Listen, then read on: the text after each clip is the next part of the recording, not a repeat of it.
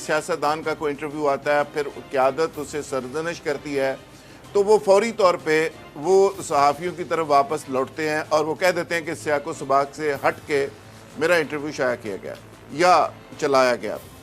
इमरान याकूब साहब ने बड़ा दुरुस्त कहा कि यहाँ इंटरव्यू देने वाला भी दोस्त था, इंटरव्यू लेने वाला भी दोस्त था, और यहाँ पे तो सियाको सबाक की बात तो हो नहीं सकती।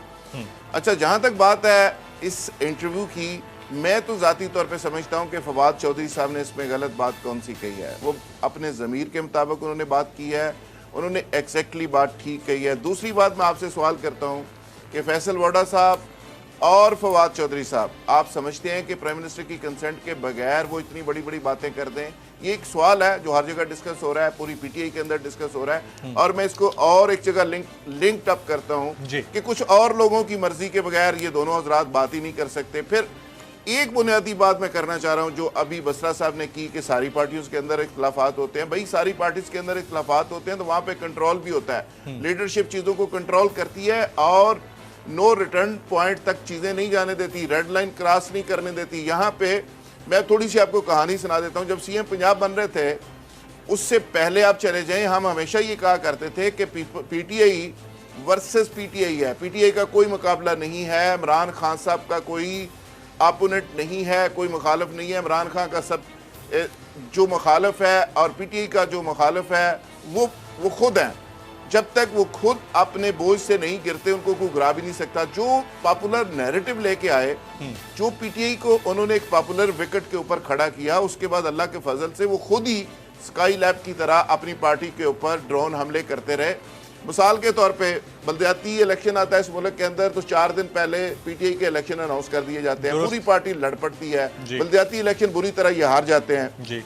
जनरल इलेक्शन आते हैं तो चंद दिन पहले अपनी पार्टी के ये इलेक्शन शुरू करवा देते हैं, पूरी पार्टी लड़ पड़ती है और जनरल इलेक्शन में वो परफॉर्मेंस नहीं आती। 4 इलेक्शन मैं हवाले दे सकता हूं कि जब इलेक्शन आते हैं जहां यूनाइट करने की जरूरत होती है, पार्टी को इकट्ठा करने की जरूरत होती है और अगले चैलेंज के साथ लड़ने की जरूरत होती है, वहां पे ये आपस में लड़ रहे होते हैं। अच्छा, फिर पार्टी दड़ों की बात थोड़ी सी मैं आपके सामने रख दूं। सीएम पंजाब की बात थी, यास्मीन राशिद साहबा का नाम आया, बाबर अवान साहब फोन कर करके लोगों को मशावरत देते रहे कि एक नॉन इलेक्टेड फवाद चौधरी साहब कैंडिडेट बने फिर रहे थे, सीएम बन सकती है या नहीं बन सकती। अच्छा सुन लें जी, फवाद चौधरी साहब अलग से कैंडिडेट थे, अलीम साहब अलग से कैंडिडेट थे, चौधरी सरवर साहब वहां पे बैठे हुए थे।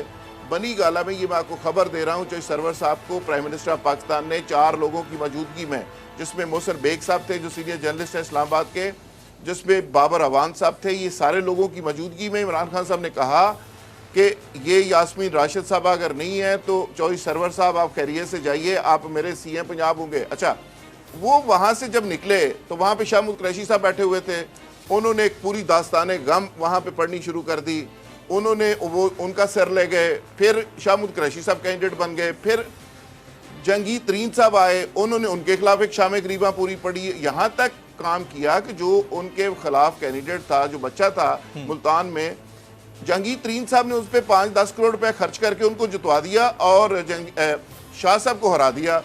अच्छा, ये सीएम शिप के मजबूत कैंडिडेट थे। फिर बुज़ार साहब एंटर हो गए। अलीम खान साहब की कहानी छोड़े बेचारे, उनको किस चीज़ की सजा मिली वो अलग से एक पूरी किताब लिखी जा सकती है।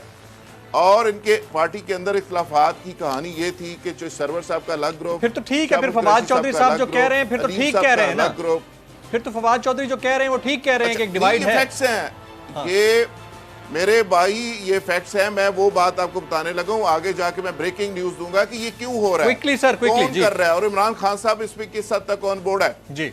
इस पे जब इमरान खान साहब से किसी शरीफ आदमी ने, आप जैसे बंदे ने बात की कि हमारी पार्टी के अंदर बड़ी ग्रुपिंग है, रेड लाइन क्रॉस करते जा रहे हैं, ये पॉलिटिकल लड़ाइयाँ, पार्टी की लड़ाइयाँ जाती लड़ाइयाँ बन गई हैं। तो उन्होंने कहका लगा के कहा, हंस के उन्होंने कहा बेनज़ीर भुट्टो भी ऐसे ही करती थी।